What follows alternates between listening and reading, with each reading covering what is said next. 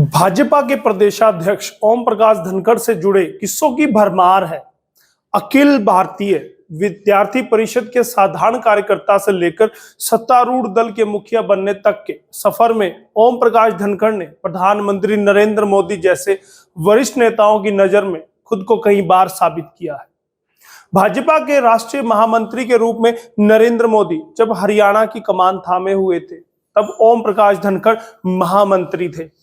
नरेंद्र मोदी जब गुजरात के मुख्यमंत्री बने, तब हर चुनाव में ओम प्रकाश धनखड़ का गुजरात जाना तय था। जानिए 6 फीट लंबे ओम प्रकाश धनखड़ के राजनीतिक जीवन से जुड़ी खास बातें। नमस्कार, स्वागत है SNA में भारत आज का वो शो जो स्पेशल न्यूज एनालाइज के नाम से आप जानते हैं, जिसमें खबरों का विश्लेषण किया जाता है। और खबरें होती कौन सी हैं? खबरें होती हैं आपके आसपास से। खबरें होती हैं वो जिन्हें आप जानना चाहते हैं।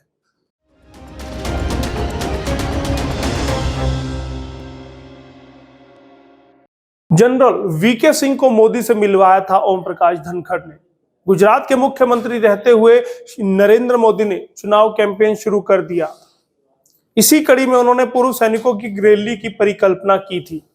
नरेंद्र मोदी चाहते थे कि 15 सितंबर 2013 की पूर्व सैनिक रैली में जनरल VK सिंह मंच पर हो, जबकि VK सिंह चाहते थे कि मंच साझा करने से पहले मोदी से मुलाकात हो जाए। तब रैली से पहले ओम प्रकाश धनखड़ ही वो शख्स थे जिन्होंने VK सिंह को नरेंद्र मोदी से मिलवाने गुजरात वो लेकर पहुंचे थे। नरेंद्र मोदी की इच्छा पर ओम प्रकाश धनखड़ ने पूर्व सैनिकों की एक रैली की भूमिका तैयार की। पहले दिल्ली के किसी स्टेडियम का विचार किया, फिर झज्जर के लिए प्रयास किए, मगर अंत में रेवाड़ी में रैली का निर्णय लिया गया। इसका आधार तैयार करने का श्रेय ओम प्रकाश धनखड़ को ही जाता है। स्वामीनाथन आयोग और धनखड़ साहब। अगर स्वामीनाथन आयोग की रिपोर्ट लागू करने के लिए सबसे सशक्त आंदोलन करने वाले का चेहरे की तलाश की जाए, तो ओम प्रकाश धनखड़ का नाम बिना विवाद के उभर कर सामने आएगा। विपक्ष में रहते हुए कुर्ता उतारकर भी उन्होंने इसे लागू करने की मांग उठाई। जब भाजपा केंद्र व राज्य की सत्ता में आई, तो स्वामीनाथन आयोग की रिपोर्ट लागू करवाने के लिए विपक्ष के निशाने पर भी धनखड़ ही आए थे। प्रयोगधर्मी है भाजपा के नए प्रधान। प्रयोगधर्मी है भाजपा के प्रधान। भाजपा के प्रधान ओम प्रकाश धनखड़ प्रयोगधर्मी हैं। ग्राम पंचायतों को स्टार ग्रेडिंग देने की 7 स्टार योजना या पढ़ी लिखी पंचायतों का कानून मामलों में ओम प्रकाश धनखड़ ने पहल की थी। गाय के पेट से सिर्फ बछड़ी ही जन्म ले जैसी योजनाओं पर बतौर कृषि मंत्री पूरा ध्यान कृषि मंत्री ओम प्रकाश धनखड़ ने दिया था। अब आप यह भी जानना चाहेंगे कि बादली को क्यों बनाया था उन्होंने अपनी कर्मस्थली। ओम प्रकाश धनखड़ के दादरी से बादली आने की कहानी भरोसे से जुड़ी हुई है। धनखड़ के दादा परदादा झज्जर जिले की बादली विधानसभा सीट के बड़े गांव ढाकला के मूल निवासी थे। बाद में चरखी दादरी में बस गए। बिना लहर दादरी ने धनखड़ को स्वीकार नहीं किया था, इसलिए पहला चुनाव हार गए। बाद में वर्ष 2014 में मोदी के कारण भाजपा लहर बनी, तो ओम प्रकाश धनखड़ ने अपने पूर्वजों की माटी को ही कर्म स्थली बना लिया था। रोहतक से दूसरी बार क्यों नहीं लड़ा चुनाव? अब बहुत सारे लोगों के मन में जहन में यह भी सवाल आता है कि उन्होंने दोबारा से चुनाव रोहतक से दीपेंद्र हुड्डा के खिलाफ क्यों नहीं लड़ा। आपको बता दें कि ओम प्रकाश धनखड़ 2014 के लोकसभा चुनाव में हार के बावजूद 2019 में भी दीपेंद्र सिंह हुड्डा के सामने 2-2 हाथ करने के लिए तैयार थे। यानी कि वो डरे नहीं थे, घबराए नहीं थे, फिर से वो चुनाव लड़ना चाहते थे दीपेंद्र हुड्डा के सामने, मगर खुद टिकट के लिए लाइन में लगना नहीं चाहते थे। पार्टी ने गैर जाट का प्रयोग कर पहली बार रोहतक की जाट बहुल सीट से अरविंद शर्मा को मैदान में उतार दिया था। पार्टी के फैसले के आगे धनखड़ से लेकर कैप्टन अभिमन्यु तक सबको खुशी खुशी स्वीकार करना पड़ता, क्योंकि वो चाहते थे कि उस सीट को जीता जाए, इसलिए उन्होंने अपनी स्वीकृति दे दी थी। अब आप उनका पूरा परिचय, जन्म, परिवार के बारे में जान लीजिए। ओम प्रकाश धनखड़ का जन्म 1961 में झज्जर जिले के ढाकला गांव में वैद मोहब्बत सिंह और श्रीमती छोटू देवी के परिवार में हुआ था। उनके दादा श्री रघुवीर सिंह ने भारतीय रेलवे के लिए स्टेशन मास्टर के रूप में काम किया। उनके परिवार में अगर समाज सेवा की बात करें, समाज सेवा की भावना उनके परदादा से ही मिली है, जिन्होंने अपने पैतृक गांव में पहला स्कूल बनाने के लिए प्रयास किए थे। धनखड़ ने परा स्नातक और MD Maharshi Dayanand university MD university से की, रोहतक से की है। रोहतक से यूनिवर्सिटी से पढ़ाई करने से पहले अगर बात करें उनकी प्रारंभिक शिक्षा की, तो उन्होंने अपने गांव के स्कूल से ही शिक्षा प्राप्त की। अपनी शिक्षा के बाद उन्होंने 11 वर्षों तक भिवानी में भूगोल शिक्षक के रूप में कार्य किया। एक अकादमिक के रूप में उन्होंने शिक्षा सुधारों और छात्र जीवन से संबंधित मुद्दों पर विचारों के साथ शिक्षा क्षेत्र के विश्लेषण पर एक पुस्तक भी लिखी है, जो प्रकाशित हुई थी। सामाजिक कार्य कौन से किए हैं ओम प्रकाश धनखड़ ने? 1978 से एक स्वयंसेवक के रूप में राष्ट्रीय स्वयंसेवक संघ यानी कि आरएसएस से वो जुड़े रहे।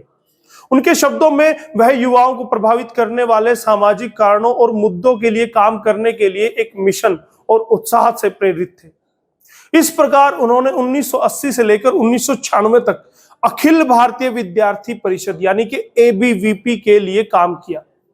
वह विभिन्न सामाजिक राजनीतिक आंदोलनों का हिस्सा थे और युवाओं के लिए काम किया। बाद में वह स्वदेशी जागरण मंच आंदोलन में शामिल हो गए। हरियाणा में विषम लिंगानुपात और हरियाणवी पुरुषों के लिए बहुओं का मामला आपको याद ही होगा। तब उन्होंने बयान दिया था कि यूपी बिहार से वो बहुएं ले आएंगे, तब उनकी आलोचना भी हुई थी। ओम प्रकाश धनखड़ ने तब सीधे तौर पर यह बात कही थी, सरकारी हस्तक्षेप से हरियाणवी और बिहारी परिवारों के बीच बंधन विकसित करने का उन्होंने प्रोग्राम भी तैयार किया था, जिसकी आलोचना भी हुई थी, जिसकी तारीफ भी हुई थी।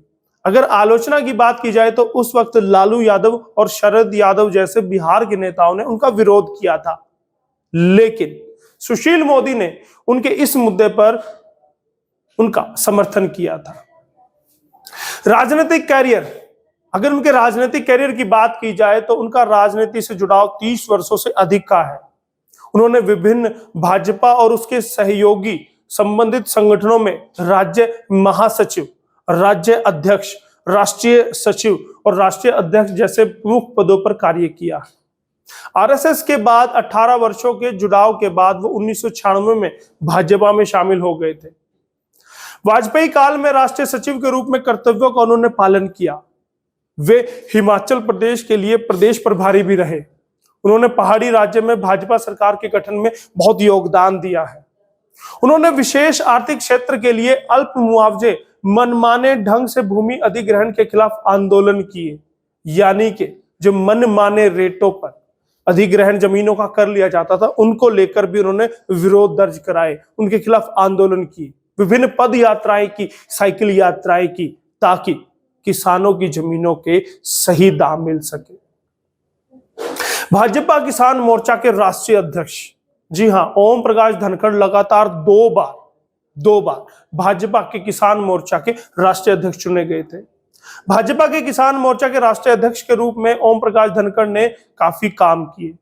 भूमि अधिग्रहण, कीटनाशक प्रबंधन, किसान आत्महत्या, खेती सुधार जैसे कई मुद्दों पर उन्होंने काम किया, उनको लगातार उठाया।